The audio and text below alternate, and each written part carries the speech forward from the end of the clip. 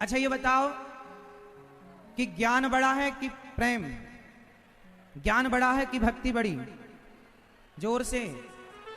ज्ञान बड़ा कि भक्ति बड़ी? जोर से। भगवान को प्रसन्न करना हो तो ज्ञान चाहिए कि भक्ति चाहिए? ज्ञान और भक्ति में अंतर क्या है? ज्ञान और भक्ति में सिर्फ इतना अंतर है कि ज्ञान है उद्धव जी की तरह और भक्ति है गोपियों की तरह। भगवान उद्धव जी से ज्यादा प्रेम गोपियों से करते हैं। भगवान कहते हैं कि मैं ज्ञान के बल पर नहीं मिलूंगा, जब भी मिलूंगा तुम्हारी भक्ति और तुम्हारे प्रेम के बल पर तुम्हें मिलूंगा। इसलिए भगवान मोहन प्रेम बिना नहीं मिलते, चाहे कर लो कोटि उपाय।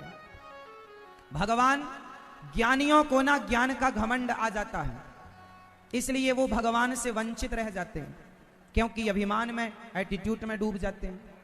ज्ञान जो है वो पुरुष है। जोर से। ज्ञान कौन है? जोर से। ज्ञान कौन है? मैया। ज्ञान कौन है? ज्ञान है पुरलिंग, पुरुष। ज्ञान है पुरुष और भक्ति है, जोर से, भक्ति कौन है? पुरुष के स्त्री। भक्ति है स्त्री और ज्ञान है पुरुष। और संसार में क्या है? भगवान की माया। जरा समझना, आप हम सारे लोग भगवान की माया में उलझे पड़े हैं। बताओ जरा, माया में ज्ञानी ज्यादा उलझता है कि भक्त ज्यादा उलझता है? जोर से। माया में कौन उलझता है ज्यादा, ज्ञानी के भक्त? जोर से, जोर से। मैया कौन उलझता है मेरी मां? भगवान की माया में, मम माया दुरत्तया, बड़ी प्रबल है माया। बताओ भगवान की माया में कौन उलझता है, ज्ञानी या भक्त? जोर से। हां, भगवान की माया हो गई, माया भी हो गई स्त्री और भक्ति हो गई स्त्री। भक्ति भी स्त्री है और माया भी स्त्री है, जबकि ज्ञान पुरुष है। अच्छा, स्त्रियां कभी स्त्रियों पर मोहित नहीं होती? बोलो हां कि ना? स्त्रियां कभी स्त्रियों पर मोहित? अब बताओ, भक्ति स्त्री है तो क्या भक्ति पर माया का कोई रंग चढ़ेगा? क्योंकि स्त्री दोनों हो गई, तो एक स्त्री पर दूसरी स्त्री का ज्यादा रंग नहीं चढ़ता। इसलिए जो भक्ति की शरण में है वो माया से बच जाते हैं, जबकि ज्ञान पुरुष है और माया स्त्री है, तो ज्ञान माया पर आसक्त हो जाता है, मोहित हो जाता है। इसलिए ज्ञानियों के पतन होने की संभावनाएं ज्यादा हैं, जबकि भक्त के पतन होने की संभावनाएं शून्य है, 0। नमे भक्ता प्रणश्यति, गीता में भगवान ने कहा मेरे भक्त का कभी भी पतन नहीं होता, मेरे भक्त का कभी भी नाश। जोर से। ज्ञानी बंदर की तरह होता है, बंदर के बच्चे की तरह, और भक्त होता है बिल्ली के बच्चे की तरह।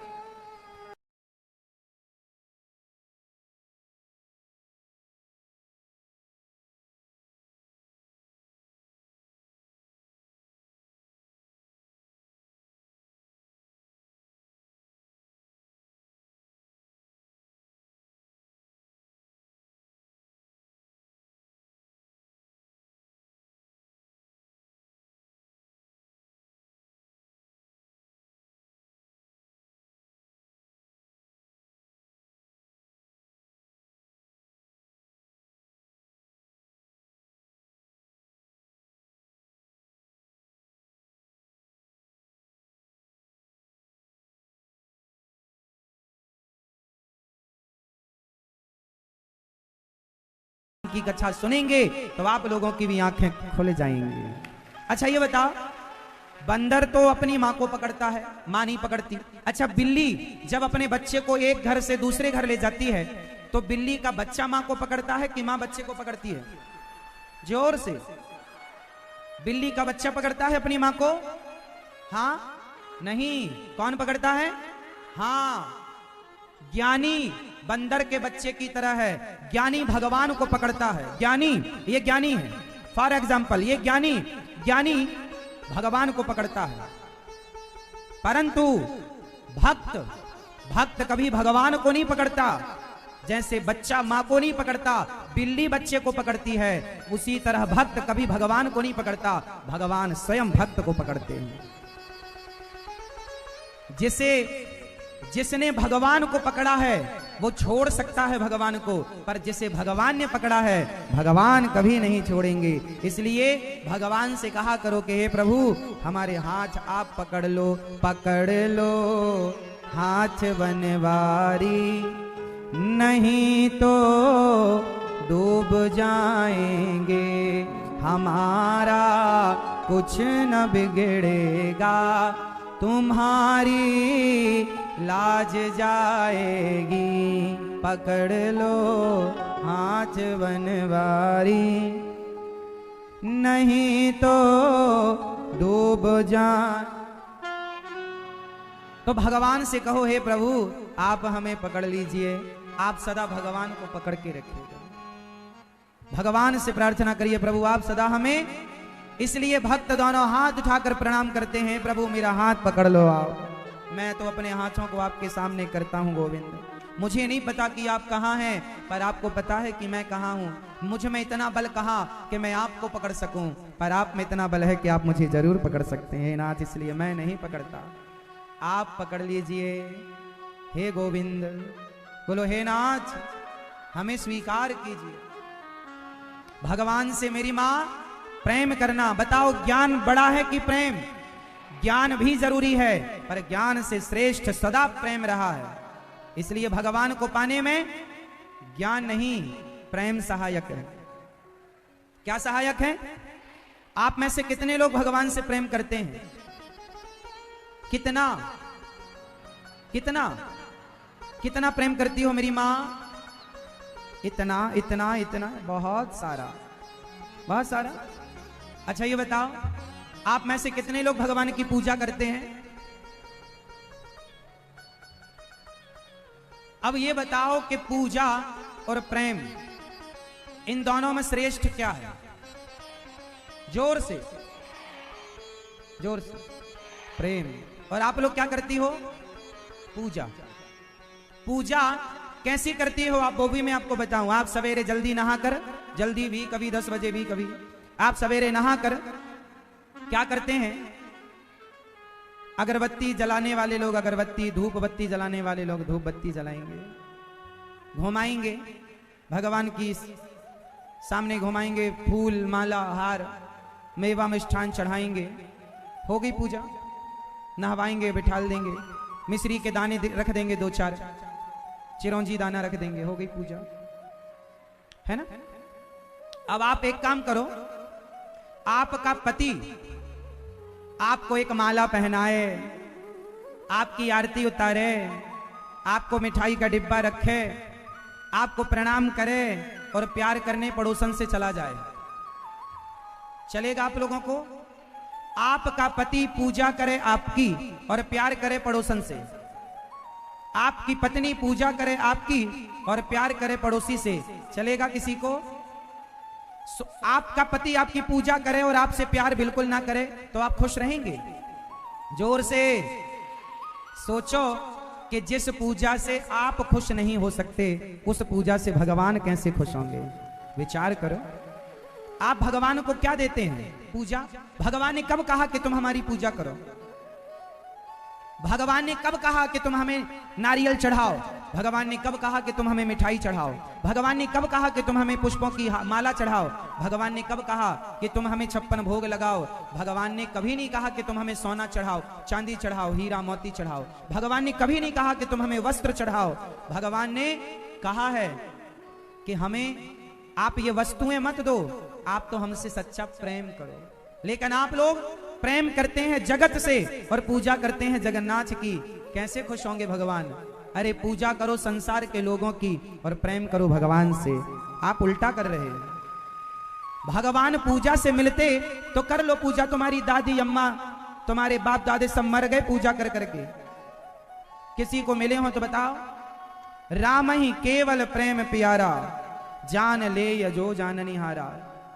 श्री चैतन्य महाप्रभु का चरित्र आप पढ़ेंगे तो ये बातें मिलेंगी कि श्री चैतन्य महाप्रभु बचपन से ही बड़े ज्ञानी थे, बड़े विद्वान थे, बड़े बड़े पंडित आते तो उन्हें वो शास्त्रार्थ में पराजित कर देते।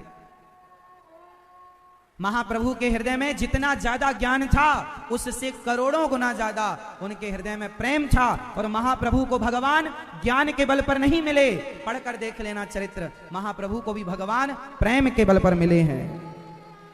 ज्ञान तो उन्होंने 16-17 साल की 18 साल की उम्र में तो वो पढ़ाने लगे थे स्कूल में, विद्यालय में।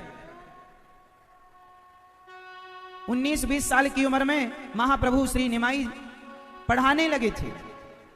ज्ञान उनके जैसा किसके पास था?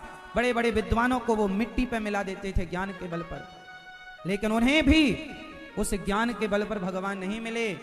बाद में उनके हृदय में प्रेम जागा, करुणा जागी, आंखों में आंसू आए और भगवान के लिए बस रोते रहते थे और बस एक ही मंत्र का जाप करते रहते थे, हरे कृष्ण कृष्ण कृष्ण हरे हरे, हरे राम राम राम हरे हरे।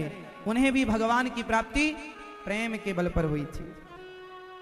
उन्होंने भी हमें समाज में प्रेम का ही संदेश दिया था।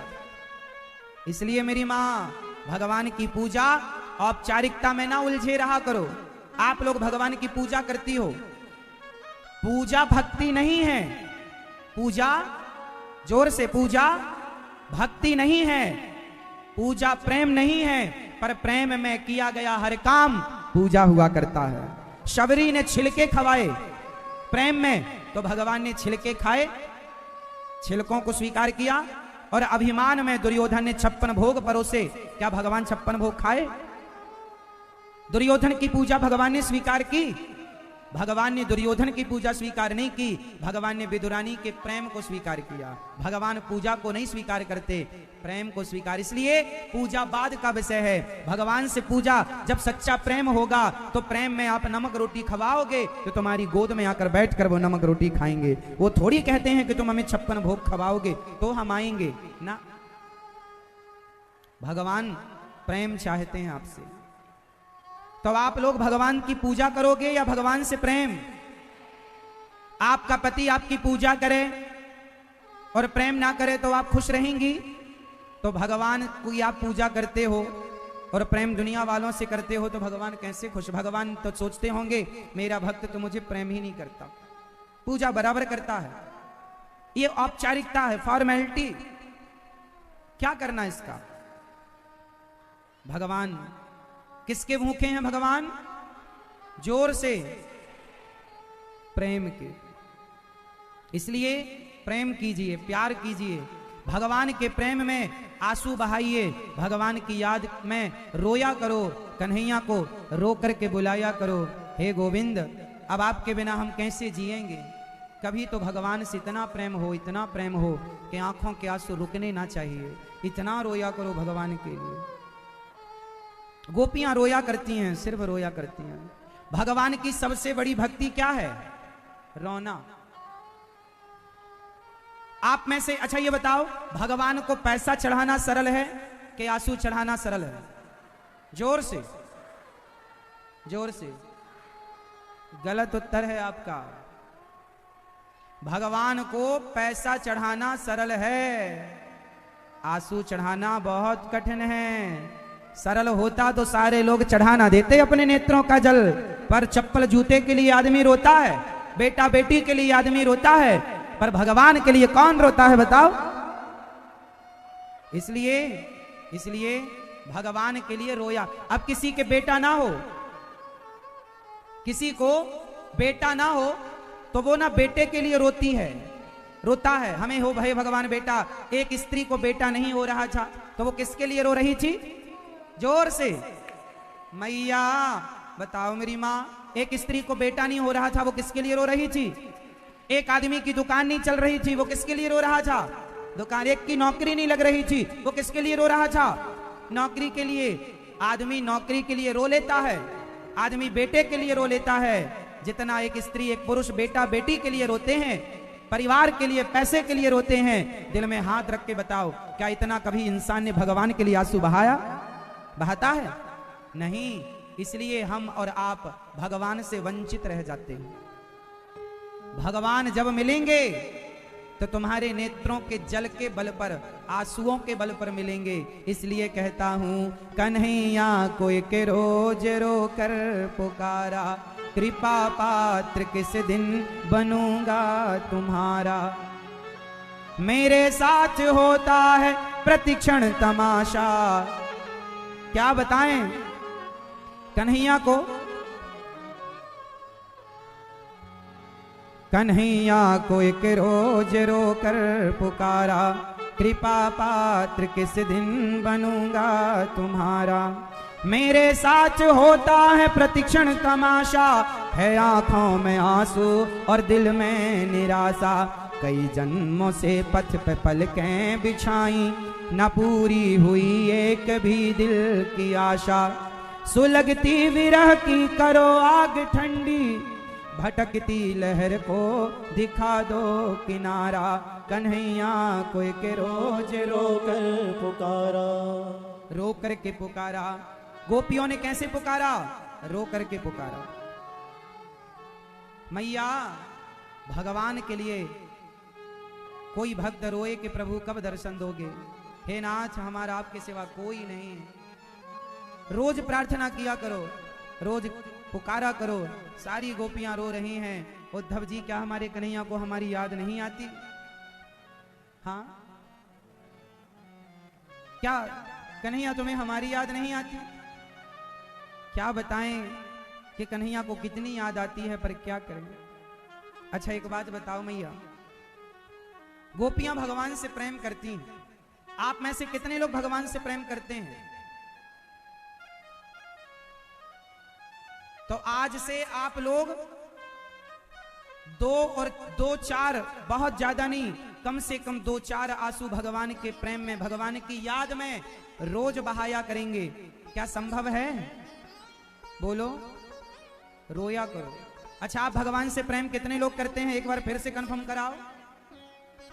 सब लोग प्रेम करते हो? चलो बताओ प्रेम किसे कहते हैं? मैया बताओ प्रेम किसे कहते हैं? प्रेम की परिभाषा क्या है? मैया भैया आप बताओ प्रेम की परिभाषा क्या है? प्रेम किसे कहते हैं? जल्दी बताओ। नहीं करते हो ना प्रेम? सारे लोग प्रेम करते हैं। अरे शोर ना करो बेटा। ओ भैया, ओ व्यवस्थापक महोदय, चिल्लाओ ना साहब, चिल्लाओ मत। प्रेम से हाथ जोड़ के निवेदन करो, चुप रहो। चलो एक बात बताओ, आप सब लोग या तो अपनी पत्नी से, पति से, माँ, बेटा, किसी ना किसी से तो आप प्रेम करते ही होंगे। तो बताओ प्रेम किसे कहते हैं? किसे कहते हैं प्रेम? प्रेम की परिभाषा क्या है? आजकल लड़का लड़की स्कूलों में, कॉलेजों में प्रेम कर लेते हैं, लड़का लड़कियों को प्यार हो जाता है। तो बताओ स्कूल कॉलेज में जो प्रेम लड़का लड़की करते हैं, क्या वो प्रेम है? फिर वो क्या है? बताओ वो क्या है? कॉलेज वाले, स्कूल कॉलेज में जो बच्चे प्रेम करते हैं वो क्या है? वो क्या है? वो प्रेम नहीं है, वो प्रेम नहीं है। वो प्रेम की आड़ में वो बच्चे केवल अपनी विषय वासना को पूरा कर रहे हैं। वो वासना है। वो क्या है? वासना। प्रेम पूछ लो आप किसी से कि प्रेम की परिभाषा बताओ। जो लड़का लड़की कहते हैं ना, हम इस लड़के से बहुत प्यार करते हैं, हम इस लड़की से बहुत प्यार करते हैं, जो लोग कहते हैं कि हम इससे प्यार करते हैं, उनसे जरा पूछना कि प्यार करते तो हो, जरा प्यार की परिभाषा बताओ, प्रेम किसे कहते हैं? बताओ। पढ़े लिखे बच्चे जिनने डबल PhD कर रखी है उनसे भी पूछ लेना, वो भी ना बता पाएंगे। प्रेम करते हैं पर प्रेम की परिभाषा नहीं पता। करते हैं, आजकल के लड़का लड़की प्यार करते हैं। ये प्रेम नहीं, ये वासना है। इसलिए अपने बेटा और बेटियों को, आज के नौजवान बच्चों को मैं निवेदन करूं कि आप लोग इस वासना का शिकार ना हो जाना।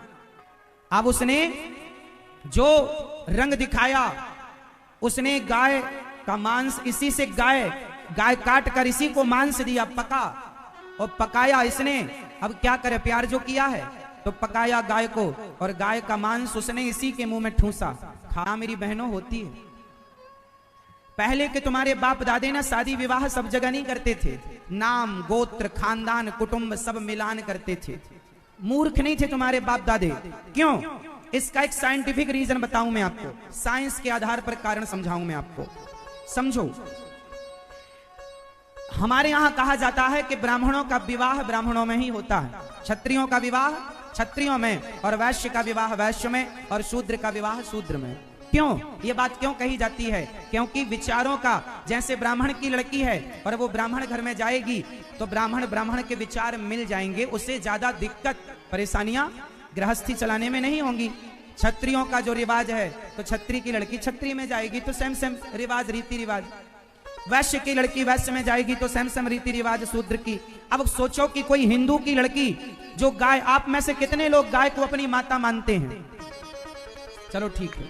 अब कोई लड़की किसी मुसलमान लड़के से विवाह करे तो तुम गाय को माता मानती हो और वो लोग गाय को मारकर खा जाते हैं, तो बताओ विचार अलग अलग हो गए कि नहीं? जो लड़की सारी जिंदगी गाय की पूजा करती आई है, अब तुम्हारे मुंह में कोई गाय का मांस रखे खाओगी? पर मुसलमान से विवाह करोगी तो खाना पड़ेगा। इसलिए विचार मिसमैच हो रहे हैं। इसलिए कहता हूं कि शादी केवल भोग विलास का सब्जेक्ट नहीं है, जन्म जन्म का बंधन है, 7 जन्म का। जिस परंपरा से सनातन धर्म में विवाह होता है, हमारे यहाँ पति पत्नी का रिश्ता 7 जन्म का होता है। अन्य धर्मों में पति पत्नी का रिश्ता 7 जन्म का नहीं, एक कॉन्ट्रैक्ट होता है बस। दूसरे हिंदुओं को छोड़कर अन्य धर्मों में पति पत्नी एक कॉन्ट्रैक्ट है। पसंद तुम नहीं आई तो दूसरी ले आए, ये पसंद नहीं आई तीसरी ले आए। पर हम सनातनियों के यहाँ एक आ गई तो फिक्स हो गई 7 जन्म के लिए। हमारे यहाँ दूसरी का कोई ऑप्शन नहीं है। इतना अच्छा धर्म, इतना अच्छा विचार छोड़कर तुम अन्य धर्मों में जाकर शादी विवाह करती हो। एक लड़का, अभी एक पिक्चर भारत देश में अभी आपने सुनी होगी, द केरला। उस पिक्चर में छोटी सी कहानी मैं आपको सुनाता हूं क्या है। उस पिक्चर में एक छोटी सी कहानी है। हिंदू लड़की होती है और एक मुसलमान लड़की होती है। वो हिंदू लड़कियों को बहलाकर फुसलाकर और अपने धर्म में वो उसे कन्वर्ट करना चाहती है। अपने मुसलमान भाइयों से, मित्रों से वो इन्हें मिलाती है और वो बताते हैं कि तुम्हारे भगवान में क्या है। कृष्ण भगवान ने इतनी सारी स्त्रियों से विवाह किया, ऐसा ऐसा पाठ तुम्हें पढ़ाया जाता है। अरे हमारे भगवान के बारे में कभी पूरा ज्ञान प्राप्त करो तो जानो कि भगवान कृष्ण है। कल की कथा में मैंने बताया था कि वो गोपियां जो थी, भगवान की अन्य अनेक पत्नियां थी, जो वो हर युग में कृष्ण को पति रूप में प्राप्त करने वाली भक्त जब भगवान को पति के रूप में चाहती थी तो भगवान ने उन सबको पत्नी होने का परम सौभाग्य दिया। वो भगवान है जो एक उंगली से पहाड़ उठा सकते हैं, जो कालिया नाग पर नृत्य कर सकते हैं। वो 16,108 विवाह करें तो उनमें कोई दोष नहीं है। वो इंसान नहीं है। वो इतना सा मुंह खोल के ब्रह्मांड भी तो दिखाते हैं। लेकिन हिंदू लड़कियों को उसने कैसे बरगलाया कि तुम्हारे भगवान ने इतने विवाह किए, ऐसा हुआ वैसा हुआ। और उन हिंदू लड़कियों को बरगलाकर और उन्होंने अपने धर्म में कन्वर्ट कराया। उन लड़कियों को ले जाकर उनका शोषण करवाया और बाद में आतंकी संगठन में उन्हें सम्मिलित कर दिया। और वही लड़कियां जो हमारी बहन बेटियां थीं, वही लोग बंदूक लेकर के हमारे भारत के बच्चों को, मां बहन बेटियों को मारने के लिए आतंकवादी बनकर के देश की सेना को मारने के लिए तैयार हैं। उनमें से एक लड़की भागकर आई और उसने अपने पिता से कहा, पिताजी मैं आतंकवादी हो चुकी हूं। अरे बेटी तुम क्यों हो गई आतंकवादी? तब उस बेटी ने कहा, मेरे आतंकवादी होने का सबसे बड़ा जिम्मेदार आप स्वयं हैं। बेटी मैं कैसे जिम्मेदार हूं? उस बेटी ने कहा कि तुमने हमें राम और कृष्ण के बारे में, अपने धर्म के बारे में बताया होता तो हम अपने धर्म को छोड़कर कभी दूसरे धर्म में ना गए होते। सही वक्त पर अपनी बेटियों को, अपने बेटों को अपने धर्म का ज्ञान नहीं दोगे तो वो दूसरे धर्म में जा सकती हैं, संभावनाएं हैं।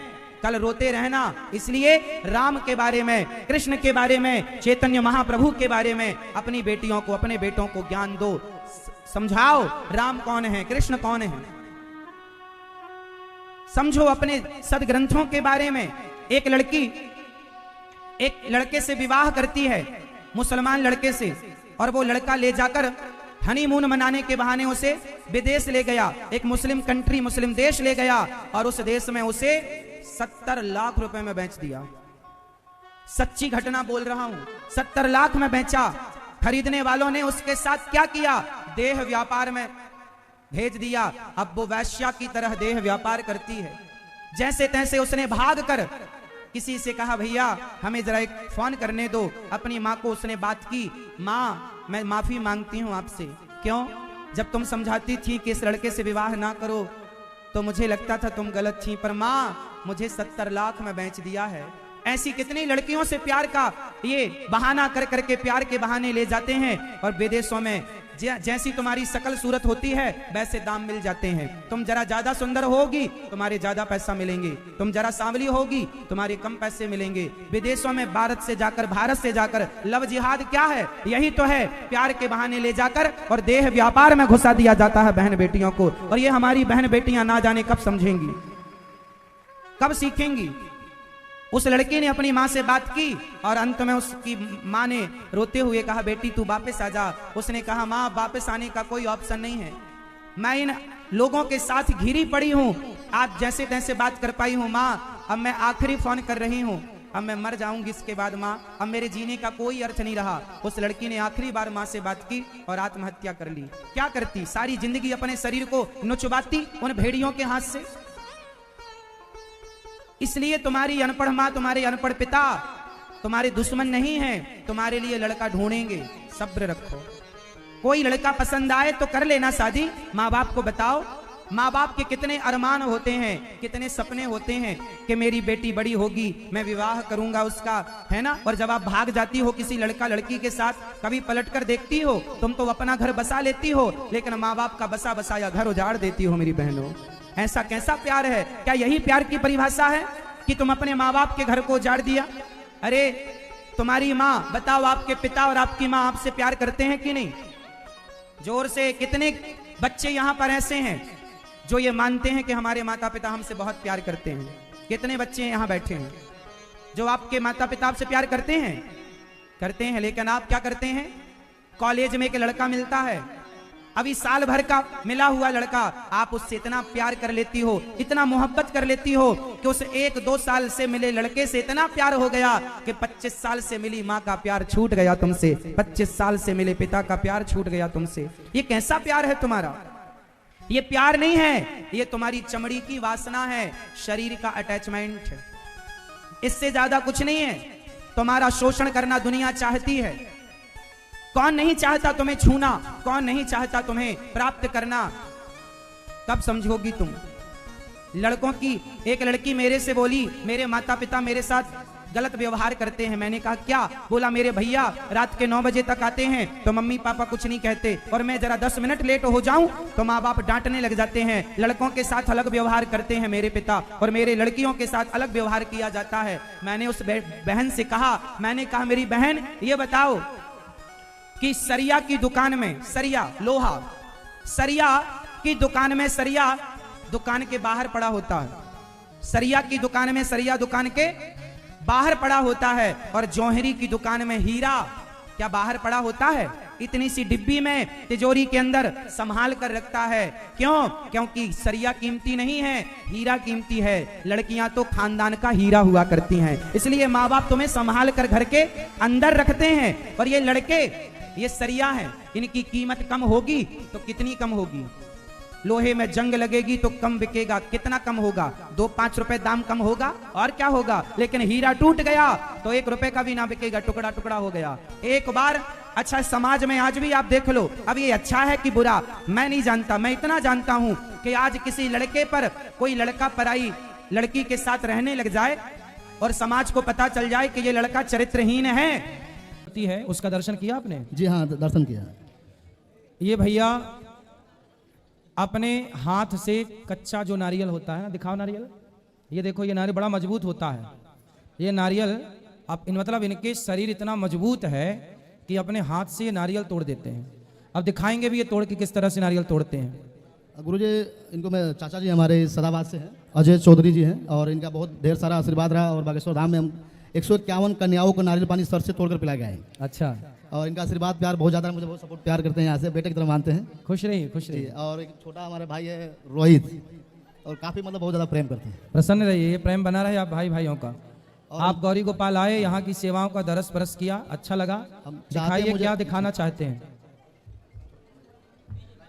माइक दे दीजिए। सब मिलकर बोलेंगे, बोलो राधा रानी की, बोलो बिहारी बाके बिहारी लाल की। जय। अब देखिए कि किस तरह ये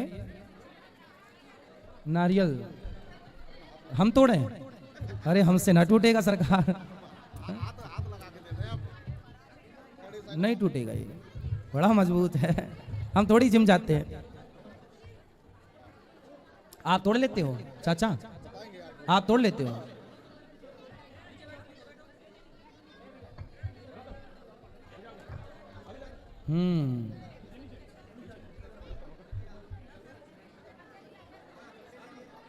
सब लोग बैठे रहो और उसको बोल दो आगे ले आए।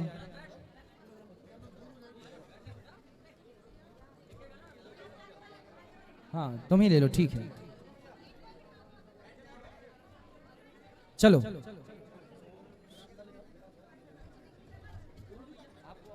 अच्छा ठीक है, ठीक है, कोई बात नहीं, मैं ले लूंगा, जरा सा सिम दे देना, मैं ले लूंगा, कोई दिक्कत नहीं।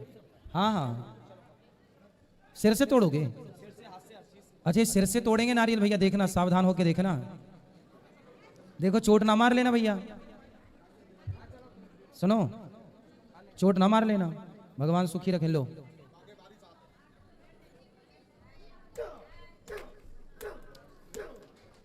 वाह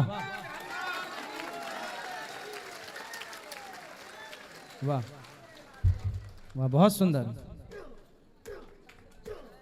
वाह।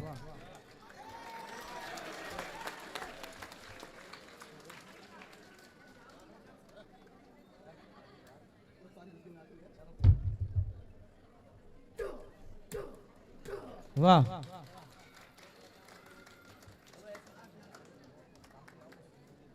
आपके सिर में ही पत्थर सेट है क्या? बहुत बढ़िया, ये प्रैक्टिस है, बहुत मेहनत का काम है। अरे भाई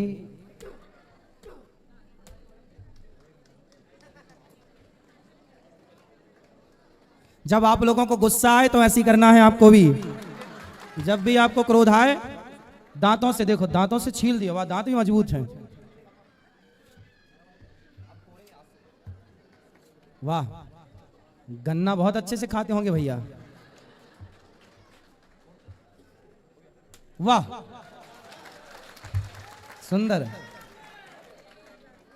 हाथ से देखो भाई, हाथ से, अरे गजब,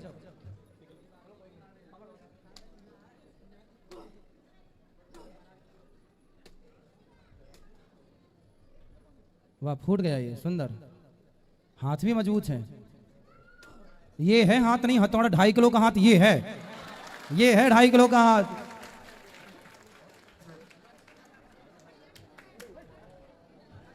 अच्छा इसमें, वाह, अरे गजब, वाह, ओ जय बात।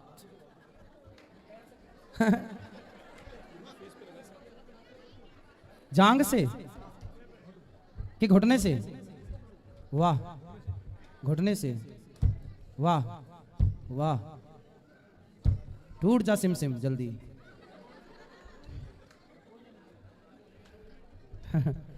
ये अब टूटा है, टूटा नहीं टूटा, टूटा नहीं टूटा, टूटेगा कहां जाएगा भाग के बेटा, ये बात। डर गया वो आपसे?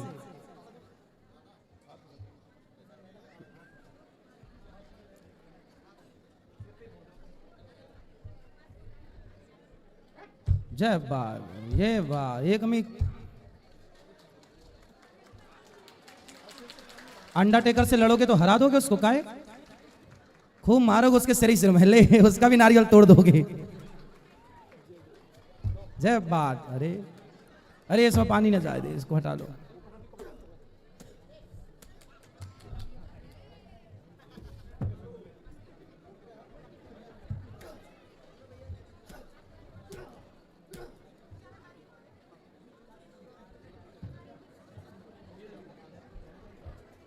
वाह बड़ा मजे। सुनो, जितने मेरे नौजवान भाई और बहनें, तुम लड़जूजू से कॉकरोच से डरती हो ना, तुम्हें भी अपनी खोपड़ी इतनी मजबूत करनी है कि कोई आए तो यूं ही दिए 2-4 खत्म।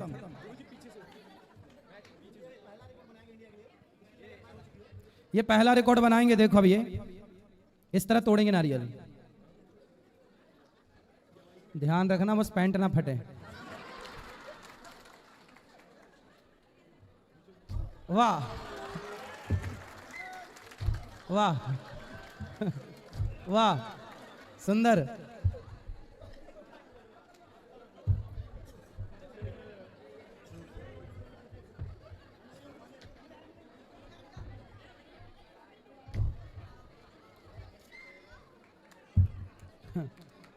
बहुत सुंदर, तालियां।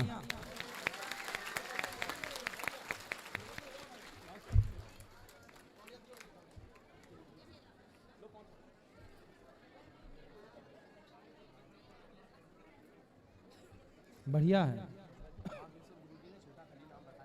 हाँ,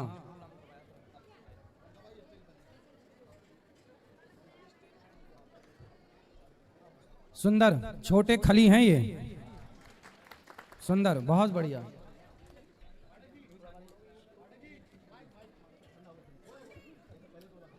हाँ? और तोड़ना है। हेलो गुरुजी, मैं करीब 20 से 25 केजी का पत्थर ब्रेक कर सकता हूँ। पत्थर भी तोड़ते हैं भैया, नारियल ही बस नहीं। डबल बाइक, सिंगल बाइक को भी उठा चुका हूँ। हाँ, ऐसा डिलक्स स्प्लेंडर मतलब डबल उठा चुका हूँ। अच्छा। और अब इसके लिए डाइट मुझे ज़्यादा दिक्कत हो रहा है, नहीं तो हम बुलेट उठाने के लिए तैयारी करते हैं। बुलेट उठाने की तैयारी है। हाँ, हम चाहते हैं कि पूरा आपका आशीर्वाद और प्यार मिले। हम चाहते हैं मंत्री तक मेरे वीडियो तक पहुँचाएं, बिल्कुल बिल्कुल, बढ़िया हो आप। ताकि हम चाइना, जर्मनी, पाकिस्तान, हर मतलब देश विदेश में झंडा गाड़ना चाहते हैं इंडिया के लिए। बिल्कुल बिल्कुल, गाड़ो झंडा। हमें कहीं सपोर्ट नहीं मिला, हम आपके चरणों में आए हैं। अगर आप सपोर्ट कर देंगे, प्यार दे देंगे, आशीर्वाद देंगे तो बिल्कुल बिल्कुल, आगे हम ले जाना चाहते हैं। जरूर जरूर। और आपके खास बताना चाहते हैं, हम 2 मिनट 29 सेकंड में हम 311 नारियल तोड़ चुके हैं हाथों से। अच्छा, हम 500 तोड़। तो वो अग्नि उसे जला देगी, तेरे काना को तो ये हो जाएगा। मैं रोने लगी, चिल्लाने लगी कि मेरे प्रभु को कुछ नहीं होना चाहिए। लोगों ने कहा कि भगवान है, भगवान को थोड़ी ना होता है। तो वो मेरे कान से आवाज़ नहीं जाती, तो मैं अजीब हरकतें करने लगी। तो मेरी माता जी को ऐसा लगा कि मेरे अंदर कोई प्रेत आ गया। तो ये मुझे ना बाबा त्रिलोक भारती जी हैं, जो शंकर जी के भक्त हैं, जिन्होंने 5000 साल पहले पृथ्वी में समाधि ले ली थी। तो वहाँ पे ऐसा है जैसे बागेश्वर में है और मेहंदीपुर में है, तो ऐसे उसमें तो मुझे लेके गए, पर मेरे अंदर कुछ नहीं आया। बस मैं एक ही कहती रहती उस जिन बाबा जी के लेके गए, उन बाबा जी से भी मैं यही बोली कि बाबा जी आप मुझे ना मेरे कान्हा से मिलवा दो, मेरे मोहन से मिलवा दो। तो जो बाबा जी की मूर्ति है वहाँ, उससे आवाज़ आने लगी कि तुझे तेरे कान्हा मिलेंगे। और मुझे ना सपने में भगवान के दर्शन होने लगे। अब मुझे रोज़ भगवान के सपने में दर्शन होते हैं, लेकिन सब लोग ये समझते कि मेरे अंदर प्रेत है। तो अब आप अगर आप कह देंगे कि कुछ नहीं है तो सब मान जाएंगे। तो कौन बोल रहा था कि प्रेत है? मेरी माता जी बोली हैं, और एक है ना, हम जहाँ धाम पे गए थे ना, वहाँ कोई कहाँ माता जी कहाँ है? वो उधर है। भैया, काहे तुम भूत प्रेत के चक्कर में पड़ी हो? हैं? समस्या कितनी विकट है कि आजकल के बच्चे ज़्यादा पूजा पाठ भक्ति भाव करने लगे तो माँ बाप टेंशन में आ जाते हैं, है ना। उनको लगता है कहीं ये ज़्यादा साध्वी ना हो जाए, साधु ना बन जाए। जबकि शराब पीने लग जाए बच्चा, गलत राह पर चलने लग जाए लड़कियां, तो माँ बाप को इतनी फिक्र नहीं होती। उनको लगता है ये तो फैशन है, ये तो चल ही रहा है। पर अच्छे बन जाए तो दिक्कत है। तो काहे दिक्कत हो रही है आपको? राधे राधे गुरु जी।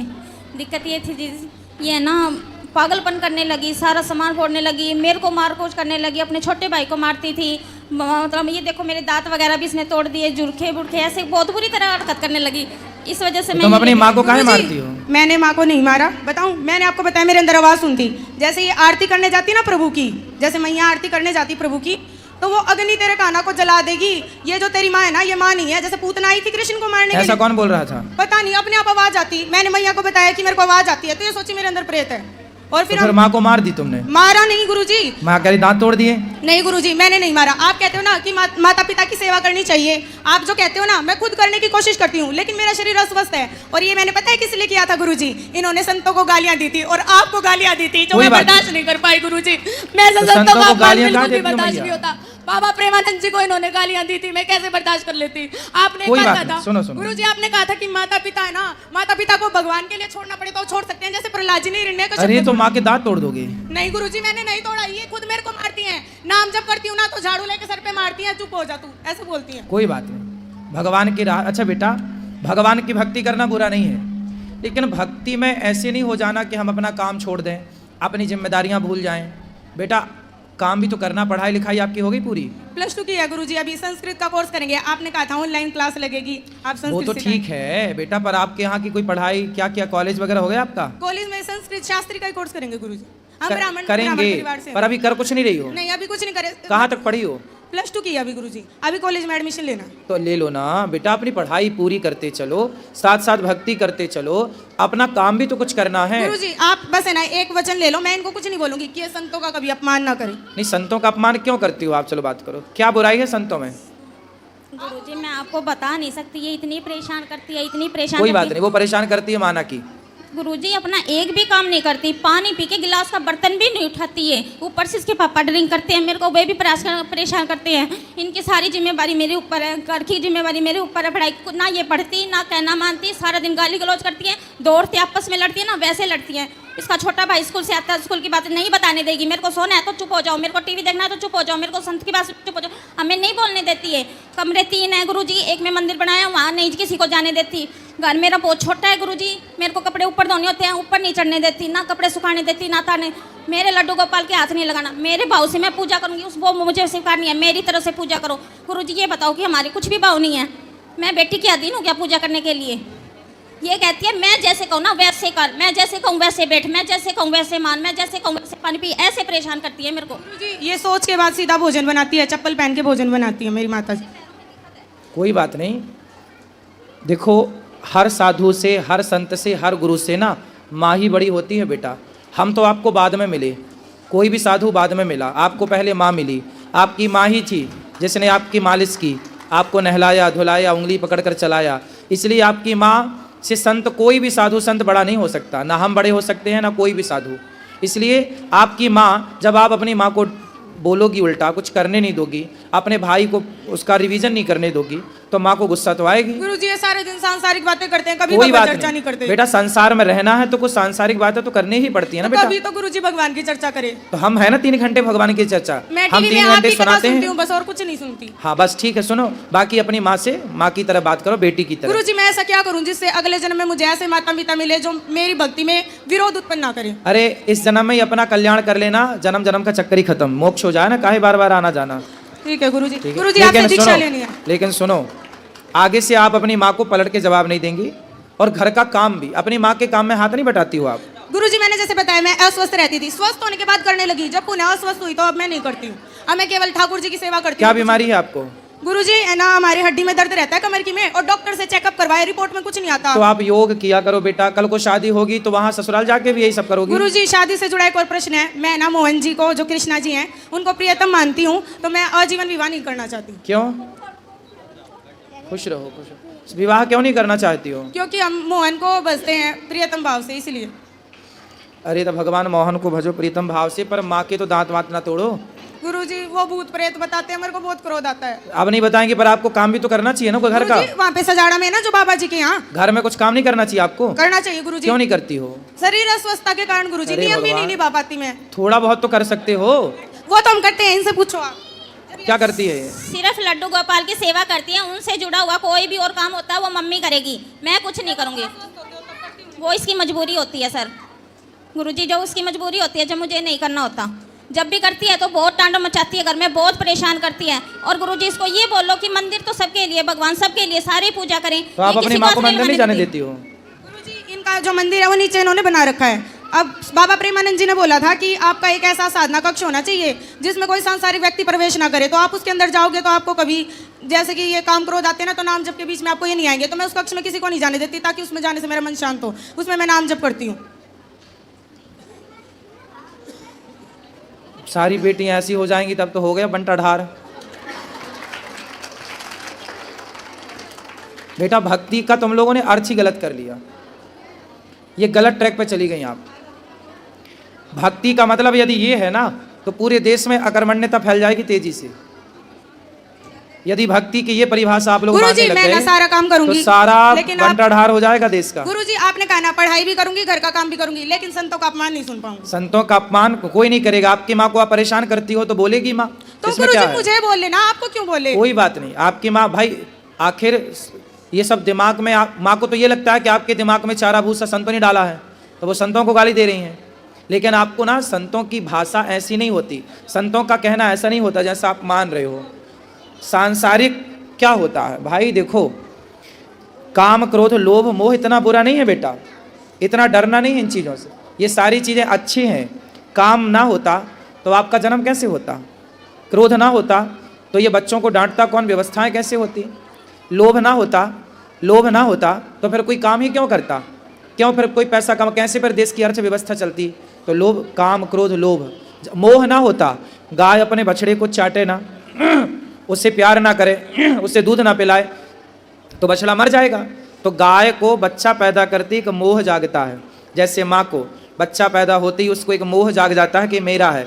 पर यदि वो मोह ना जागे तो कोई माँ छाती से क्यों लगाएगी बच्चे को, क्यों दूध पिलाएगी। वो मोह ईश्वर की एक व्यवस्था है, बुरा नहीं है। संसार में उनकी परिभाषा हम कथा में समझाते हैं। मोह हो कैसा हो, गुड मोह तो हो, बैड मोह ना हो, अच्छा मोह तो हो, बुरा मोह, संसार से मोह ना हो, पर जिम्मेदारियां जो हैं वो तो पूरी करनी है ना बेटा। गुरुजी मैं आपसे बारंबार क्षमा चाहती हूँ, क्योंकि मेरी वजह से आपको अपमानित ना, हमें कोई दिक्कत नहीं मैं बेटा, आपसे बारंबार हमें सम्मान अपमान की कोई चाह नहीं है, हमें कोई दिक्कत नहीं है। बस आपकी माँ खुश हो ऐसा काम करो, आपकी माँ ही आपके लिए गलत काम सबसे मैंने बड़ी। की और सुनना आपको पड़ा मेरी वजह से। कोई बात, हमें कहाँ कुछ सुनना पड़ता है, गुरुजी हमें- बोलते तो आपको ही है ना सब। कोई बात नहीं, चलता है, हम लोग बचा लेते हैं गुरुजी सब। मैं भी क्षमा मांगती हूँ, क्योंकि मेरे ये नहीं, क्षमा विचार मांगने धारणा की नहीं जरूरत ही नहीं है। मेरे आप ये विचार धारणा नहीं है सर, गुरुजी क्षमा करना। ये ऐसे कहती है सर्वप्रथम मैं हूँ, मैं आदि शक्ति हूँ, मैं कुछ भी हूँ, मेरे पैर पकड़, पड़ोस में गली में खड़ी होगी ये मेरे से पैर पकड़वाती है। गुरुजी ऐसा कुछ नहीं है, एक भगत है, मैं आपको बताती हूँ। वो भगत क्या है, वो जपता तो राधे राधे है, लेकिन वो है ना ऐसे तांत्रिक टाइप में है। कौन, कोई भगत है, हासी में रहता है, आपके पास भी आया था वो, उसका नाम है राधेश्याम सोनी। ठीक है। और है ना वो है ना जपता तो भगवान का नाम है, करता तो भगवान की पूजा है, सारे दिन गाय माता की सेवा करता है, लेकिन है ना वो है ना ऐसे कहता है प्रेत होते हैं, और वो सबके अंदर से प्रेत भी निकालता है। तो ये है ना ऐसे कहता है कि है ना तेरी लड़की के अंदर प्रेत है। तो मैं बोली मैं कि मेरे अंदर क्या प्रेत है, मेरे अंदर तो राधा रानी है, मैंने ऐसे कह नहीं दिया। कोई प्रेत व्रेत के चक्कर में ना पड़ना, प्रेत व्रेत नहीं है कुछ भी। फिर आपकी वीडियो सुन के ये मानने लग गई है कि प्रेत नहीं होता है। भूत प्रेत कुछ नहीं है, ये सब चक्कर में ना पड़ो। गुरुजी जैसे मैंने पितरों का स्थान घर पे बनाया हुआ था, मैंने आपकी वीडियो देखी और मैंने वो स्थान मतलब घर से हटा दिया। अब ये कहती है मैं मावस नहीं काटने दूंगी, तो क्या हर महीने मावस आती है मैं नहीं निकालूं? अमावस पूर्णिमा नहीं, जब आपके आखिरी, आपके ससुर जी हैं, नहीं है जी। सास हैं, हाँ जी। तो जो ससुर के मृत्यु की तिथि है, सिर्फ उस तिथि में, हर महीने की तिथि या साल में एक तिथि, केवल वही, उस तिथि में आप ब्राह्मणों को, कन्याओं को, दीन दुखियों को ये भोजन करा सकते हैं उस तिथि पर। मावस को अमावस नहीं, वो तो पितृपक्ष के फिर 16 दिन होते, उसमें अमावस्या आती है, साल में एक बार पितृपक्ष, बाकी पुण्य तिथि पर होता है कार्य। अमावस पूर्णिमा तो लोग करते हैं, तो कर सकते हैं, बुराई नहीं, पर करना है तो तिथि पे करो। उनकी तिथि जो आए उस तिथि पर किसी कन्या को, ब्राह्मण को, दीन दुखी को, गाय को। ठीक है गुरुजी, ज्यादा तो कुछ नहीं, अमावस को जैसे हम रोटी निकाल के गाय को देते हैं और तो कुछ नहीं करते। तो गाय को तो रोज रोटी देना चाहिए। रोज भी देते हैं, अमावस को जैसे कुछ हरा चारा डाल दिया। हाँ या तो कुछ अच्छा, वो जो करते हो वो तो अच्छा है, वही यदि करते गाय हैं। की सेवा है तो अच्छी है। वही करते हैं, जैसे खाना निकाल के दे दिया, फ्रूट हो गया घर में, खाना फ्रूट लिया, पीना तो आप रोज दो किसी को दे सकते हैं, उसमें कोई मनाही नहीं है। गाय है, साधु है, दीन है, दुखी है, सबको रोज दो, क्या दिक्कत है। ठीक है गुरुजी धन्यवाद। जिसको तो बहुत परेशान, बहुत ज्यादा नहीं, वो परेशान। परेशान नहीं करेगी और प्रेम से रहेगी। भक्ति का मतलब ये नहीं है बेटा कि हम काम छोड़ दें, भक्ति का ये बिल्कुल अर्थ नहीं है। यदि ये अर्थ होता तो अर्जुन युद्ध क्यों करते, माला लेके बैठना जाते, उनको तो कृष्ण मिल चुके थे, कृष्ण ही उनका रथ चला रहे थे। तो जिसको कृष्ण मिल चुके, रथ चला, उसको युद्ध करने की क्या जरूरत। फिर भी कर्म, ये दास अनिरुद्ध क्या करता, सवेरे से शाम तक अपना कर्म, आपको कथा सुनाना, माताओं की सेवा करना, अन्न क्षेत्र बांटना, गायों की सेवा करना, ये कर्म ही तो है, कर्म ही भक्ति है। हम कर्म ना करें, बस माला लिए बैठे रहें, इससे ना आपका, अच्छा मैं आपको कथा ना सुनाऊं, मैं माताओं की सेवा ना करूं, मैं अन्न क्षेत्र की सेवा ना करूं, बस माला जपूं सीताराम श्रीमन नारायण श्रीमन, इससे माला जपने से मेरा तो कल्याण हो जाएगा, पर मैं जो समाज की सेवा कर रहा हूँ, इसी बहाने आप सबको कथा सुनने के बाद, कथा के बाद आपके जीवन में जो भक्ति और प्रेम का दिया जल रहा है, इससे केवल मेरा उद्धार नहीं होगा, हम सबका कल्याण हो रहा है। तो यदि मैं अपना ही कल्याण करूं तो कोई बड़ी बात नहीं है, अपना कल्याण कर लेना बहुत बड़ा नहीं है, पर समाज की सेवा करना, समाज के साथ रह के अपने कार्यों को करते हुए ईश्वर को याद, हम कथा में क्या बोलते हैं, भक्ति क्या है। एक किसान था, मैंने आपको कथा सुनाई होगी, आपने सुनी होगी। एक नारद जी एक बार भगवान घर बना रहे थे, भगवान नारायण क्षीर सागर में। नारद जी बोले क्या कर रहे हैं प्रभु? बोले घर बना रहे हैं। किसका? अपने भक्त का। तो नारद जी बोले आप मेरी बना रहे होंगे क्योंकि मैं आपका सबसे बड़ा भगत हूँ। भगवान बोले तुम्हारा नहीं बना रहे हैं। बोले फलाने गांव में किसान है उसका घर बना रहे हैं। अरे वो क्या मेरे से बड़ा भक्त है? बोले हाँ। अब नारद जी क्या करते हैं? दिन भर नारायण नारायण। नारद जी को लगा मेरे से बड़ा भक्त संसार में कोई हो नहीं, और बात भी सही, उनसे बड़ा कौन हो सकता है? पर भगवान बोले वो बड़ा है। तो नारद जी बोले मैं देख के आता हूँ। तो वो किसान था, खेत जोतता था, और जोतते जोतते जुताई करते हुए और खेत में जब उसकी पत्नी आती, अरे आ गए थोड़ा भोजन कर लो आराम कर लो, तो वो अपना बैलों को छोड़ देता और आके बैठता पत्नी के साथ, और पत्नी के साथ बैठा बैठा बोलता हे प्रभु आपकी दी हुई रोटी है, आपका दिया हुआ प्रसाद आप स्वीकार करिए, और ग्रहण कर लेता। हल चलाता हुआ काम करता हुआ हर थोड़ी देर में कभी बोल देता हे श्रीमन नारायण हम आपके हैं। नारद जी बोले ये तो दिन में 25-50 बार आपका नाम लेता है और मैं तो दिन भर नाम लेता हूँ।